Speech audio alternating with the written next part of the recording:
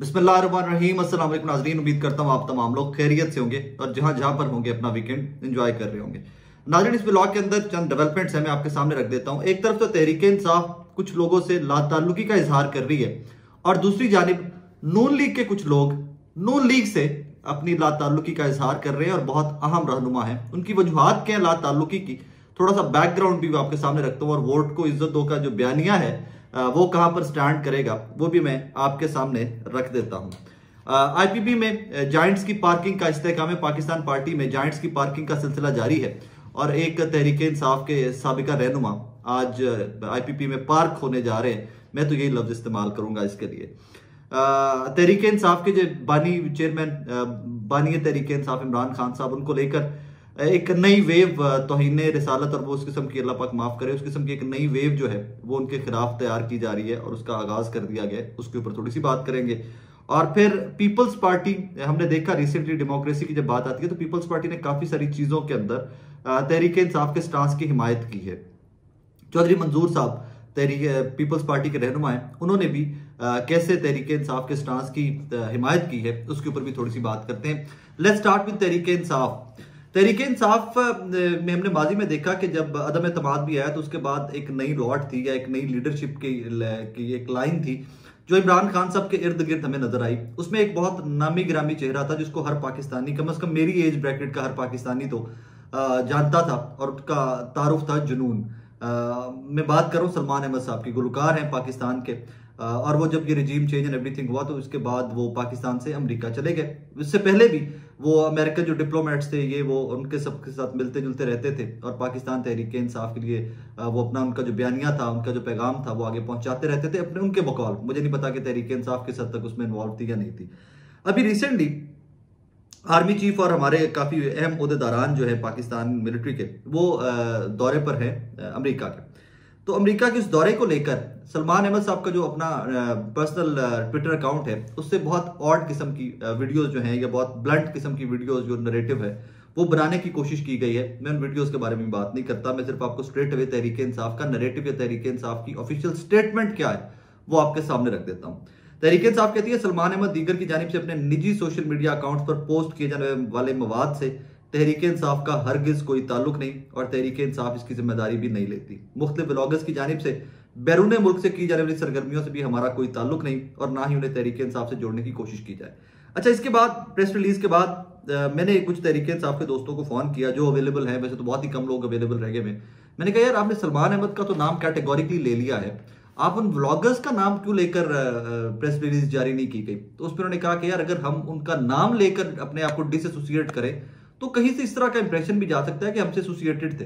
वो कभी भी हमसे एसोसिएटेड नहीं थे। व्लॉगर्स जो बाहर बैठे हुए अमेरिका, बर्तानिया, कनाडा में बैठकर जो बात कर रहे हैं और जो नफरतें फैला रहे हैं, हमारा उनसे कोई लेना देना नहीं है। ना वो ऑफिशियल नैरेटिव है, ना वो ऑफिशियल बयानिया है पाकिस्तान तहरीक इंसाफ का। हम किसी इदारे के खिलाफ नहीं है और यही बयानिया बानी तहरीक इंसाफ जो इमरान खान साहब का है और इसी तरह की कहानी है। हमारा उनसे कोई लेना देना नहीं है। आगे चलिए, तो ये तो तहरीक इंसाफ अपने आप को डिसएसोसिएट कर रही है लोगों के साथ। जो लोग इंतशार की सियासत के, जो लोग नफरतें फैलाने की बात कर रहे हैं, उनसे तहरीक इंसाफ डिसएसोसिएट कर रही है। लेकिन कुछ लोग ऐसे भी हैं जो नून लीग से डिसएसोसिएट कर रहे हैं। हमने देखा कल सरदार मेहताब अब्बासी साहब जो है उन्होंने आजाद इलेक्शन लड़ने का ऐलान कर दिया। इत्तलात ये है कि एक आधे दिन के अंदर शाहिद खाकान अब्बासी साहब, साबिका वजीर आजम पाकिस्तान, मुस्लिम लीग नून की सफ़े अव्वल की लीडरशिप में शुमार होने वाले शाहिद खाकान अब्बासी साहब जो हैं वो भी नून लीग से राहें जुदा कर लेंगे। इसके ऊपर हमारे छोटे भाई हैं, उन्होंने जो एक लिखा अहमद बड़ाइच साहब ने कि जिसको टिकट मिलने जा रहा है मरी से, शाहिद खाकान अब्बासी साहब की जगह पर उनको जब टिकट दे दिया जाएगा तो वोट को इज्जत दो का बयानिया जो था नून लीग का, उसको मजीद इज्जत मिलेगी। मैंने थोड़ा सा उसका बैकग्राउंड चेक करने की कोशिश की है तो कहानी कुछ इस किस्म की मुझे जो बताई गई है वो ये है। राजा अशफाक सरवर साहब हुआ करते थे मरी से मुस्लिम लीग नून के रहनुमा, सूबाई सीट पर नीचे इलेक्शन लड़ा करते थे अब्बासी साहब के साथ, और उनके साहबजादे हैं उसामा सरवर साहब, उनको गालिबन टिकट दिया जा रहा है मरी से मुस्लिम लीग नून का। अब उसामा सरवर साहब के जो भाई हैं, मुझे ये बताया गया है, अगर मैं कहीं गलत हूं तो मुझे करेक्ट किया जा सकता है, मुझे प्लीज कर दीजिएगा, लेकिन मुझे क्रेडिबली ये बताया गया कि उसामा सरवर साहब के जो भाई हैं उनकी शादी हुई है जनरल जहीरुल इस्लाम साहब की फैमिली में, साबिका डीजीआई। जिनको वोट को इज्जत दो के बयानिए के अंदर और ये वो सारा बार बार हमारा मीडिया भी और बार बार मुस्लिम लीग नून भी बड़ा याद करती थी जनरल ज़हीरुल इस्लाम साहब को। तो उनकी फैमिली के अंदर शादी हुई है उसामा सरवर साहब की, लिहाजा अब ये टिकट वहां पर जा रहा है। और इसमें एक वजह ये भी बताई जा रही है कि जब अब्बासी साहब के थोड़े इख्तलाफात बढ़े नून लीग के साथ, तो उन्होंने कहीं पर ये कोट किया या ये कोशिश की कि वोट जो टिकट है नून लीग का ये इन्हीं के धड़े में से शाहिद तकान भाई साहब भी के धड़े में से किसी और को दे दिया जाए, क्योंकि भाई साहब तो नहीं लड़ना चाहते थे। लेकिन जब ये टिकट चला गया राजा इशफाक सरवर साहब की फैमिली में जा रहा है, अभी पता नहीं जाता है कि नहीं जाता, लेकिन जा रहा है, तो फिर उन्होंने अपनी राहें जुदा कर ली और उन्होंने आज़ाद इलेक्शन लड़ने का ऐलान कर दिया। आइंदा चंद दिनों के अंदर आप देखेंगे कि साबिका वजीर आजम अब्बासी साहब जो हैं वो मुस्लिम लीग नून से राहें अपनी जुदा कर लेंगे। जिस जगह पे मैं रिहायशी हूँ, जहाँ मैं बैठा हूँ, यहाँ से एक इलेक्शन लड़ा था एक्सक्यूज मी, यहाँ से तहरीक इंसाफ का जब ज़िमनी इलेक्शन हुआ था 18 के बाद, जब इमरान खान साहब ने ये डिफेंस वाली लाहौर वाली सीट छोड़ दी थी, तो यहाँ से एक इलेक्शन लड़ा हुमायूं अख्तर खान साहब ने और ख्वाजा साद रफीक साहब के मुकाबले के ऊपर। हुमायूं अख्तर खान साहब का बैकग्राउंड काफ़ी सियासी जमातें चेंज की हुई हैं उन्होंने, और अब भी फाइनली वो सियासी जमात अपनी चेंज करने जा रहे हैं, अपना लीडरशिप चेंज करने जा रहे हैं, या अपना जो भी आप कह लीजिए। तो हुमायूं अख्तर खान साहब भी इत्तलात ये हैं कि IPP इस्तेहकाम पाकिस्तान पार्टी ज्वाइन करने जा रहे हैं। मेरे नज़दीक मैंने एक लफ्ज़ इस्तेमाल किया था, काफ़ी सारे दोस्तों को शायद उस पर एतराज़ भी हो, लेकिन मेरे लिए वो सेफेस्ट वर्ड है, महज़ब तरीन लफ्ज़ है, पार्किंग लॉट। IPP इस टाइम के ऊपर पार्किंग लॉट है, जिसको राइट लेफ्ट पे कहीं पे कोई जगह नहीं मिल रही। नून लीग में, पीपल्स पार्टी में जिसको कोई और राइट लेफ्ट जगह नहीं मिल रही, वो IPP में जाके पार्क हो रहा है, वहां जाके खड़ा हो रहा है कि हालात देखेंगे तो कुछ ना कुछ तो हमारा भी बन ही जाएगा। और यही वजह है कि फिर IPP जो है वो निगोशिएट भी करती सीट एडजस्टमेंट के ऊपर नजर आ रही है मुस्लिम लीग नून से, ये वो एवरीथिंग उनके मामला चल रहे हैं। लिहाजा आज हुमायूं अख्तर खान साहब जो हैं वो भी पार्किंग लॉट उनको मिल गई है और वो भी IPP में जाकर पार्क हो गए हैं।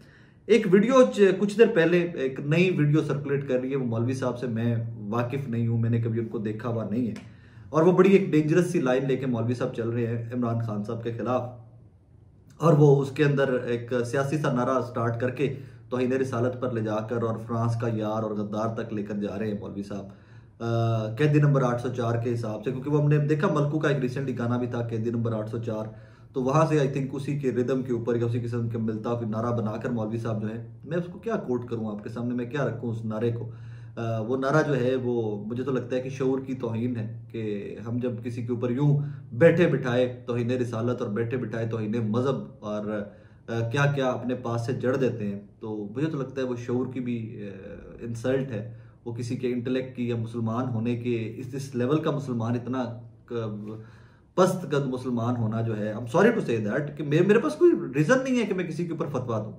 मैं बदतरीन कोई शख्स भी हो तो उसके पास भी कोई रीजन नहीं है कि मैं उसके ऊपर फतवा दे दूं कि यार ये तौहीन मजहब कर रहे हैं, तौहीन रिसालत कर रहे हैं। ये अल्लाह का मामला है, उलमा दीन का मामला है, लेकिन उलमा दीन का मामला है, उन लोगों का मामला नहीं है कि जिनको शुद्ध खुद से शायद 4 लफ्ज गरदार, जो बार बार मौलवी साहब गद्दार को भी गरदार कह रहे हैं, ये उनके तालीमी लेवल है। मे बी वो 2 जमातें भी नहीं पढ़े होंगे मौलवी साहब, बस के वो आवाज़ ऊंची होगी तो माइक के ऊपर किसी ने बिठा दी और मौलवी साहब जो है वो बैठकर तौहीन मजहब के फतवे बांट रहे हैं। ये एक मौलवी साहब नहीं होंगे, मेरी ऑब्जर्वेशन है, अल्लाह करे कि ये एक ही हो और ये यहीं पे इनका ये बयानिया या इनकी ये जो तकरीरें हैं वो ख़त्म हो जाए। बट मुझे लगता है ज़ाती तौर के ऊपर कि इस तरह के कई मौलवी साहब जो है वो मार्केट में फेंके जाएंगे और ये मौलवी साहब जो है आकर ये वोटर को बहकाने के लिए मजहब कार्ड का इस्तेमाल करेंगे इमरान खान साहब के खिलाफ और तहरीक इंसाफ के खिलाफ। मेरी इसके ऊपर बहुत सादी से राय है। मैं इसमें बार बार कहा करता हूँ कि कोई बदतरीन से बदतरीन दुश्मन भी जाए ना जो आपका, आप उसके ऊपर इस हद तक मत गिर जाइए कि आप उसके ख़ानदान को, उसकी शनाख्त को आप डाल दीजिए, उनको मुश्किल में डाल दीजिए। ये माजी में नवाज शरीफ साहब के साथ भी हुआ था कि उनके ऊपर भी तौहीन मजहब और इस तरह के लगाए गए, बीबी के साथ भी हुआ था, सब सियासी रहनुमाओं के साथ होता है और ये सबसे खतरनाक तरीन कार्ड है। इसमें कोई भी मासूम, जिस तरह इमरान खान साहब के ऊपर तो हमला इसके ऊपर हुआ था, इस एक पैटर्न के ऊपर, इस एक चीज के ऊपर तो गुजरावाला वाला वजीराबाद वाला हमला हुआ था उनके ऊपर कि वो जो जिस लड़के ने हमला किया था उसने कहा जी कि ये इनके वो लगे होते हैं, तो म्यूजिक बज रहा होता है जब अजान हो रही होती है और ये हो रहा था, हालांकि वो तराने और वो था, और मैं तब भी कवर कर रहा था, कंटेनर के ऊपर था, तो मैंने तब भी लोगों को बताया था कि भाई जब कोई अजान का टाइम होता है वहां पर तो बाजमात नमाज होती थी उस कंटेनर के ऊपर जिसमें इमरान खान साहब सफर कर रहे थे। तो ये बड़ी अजीब सी बात है। फिर यही मौलवी साहब एक बात करते हैं बच्चियों को कि हम बहनों बेटियों के बारे में भी इसी अपनी घटिया सी गुफ्तगू के अंदर। So I don't know what to say about it, to be true इसमें देख के सिर्फ दुख होता है कि हम किस कदर पस्त हो गए हुए हैं, हमारा मुआशरा मजीद तनज़्ज़ुली की जानिब जा रहा है और जाई जा रहा है, हम रोक ही नहीं पा रहे इसको, और कोई बंदा है नहीं रोकने को। आप और मैं क्या रोकें, कोई बंदा भी नहीं है जिसको रोक सके।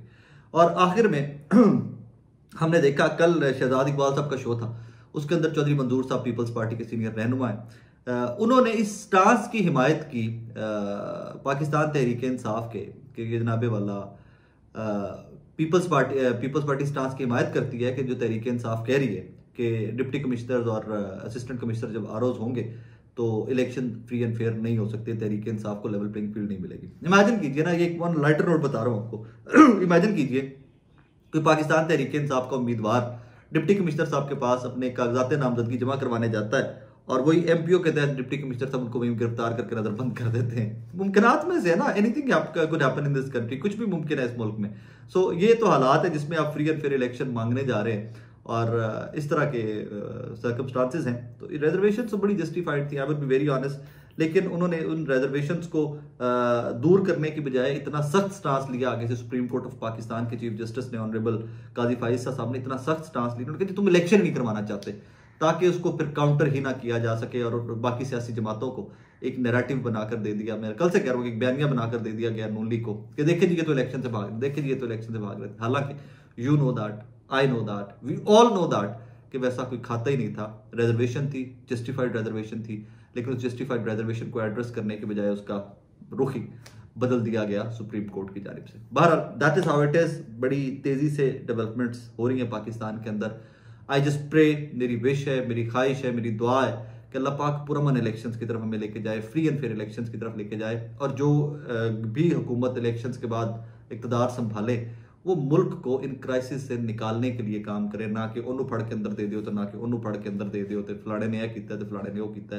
कोई इस बात पे भी आए कि जनाब मुल्क के हालात क्या है, गुर्बत किस हद तक बढ़ गई है, महंगाई किस हद तक बढ़ गई है, किस हद तक ब्रेन ड्रेन हो रहा है, किस हद तक पाकिस्तानी जो पाकिस्तान से बाहर बैठे हुए हैं वो कंसर्न है। मैं जब आपसे मुखातिब हूं, आपसे कुछ देर पहले मुझे एक कॉल आई है बरतानिया से एक भाई की, और वो भी एग्जैक्ट ये कह रहे थे कि यार समझने से कासिर हैं हम लोग कि क्या करें, कि पाकिस्तान वापस आए, क्या हम अपनी फैमिलीज को वहां से निकालें।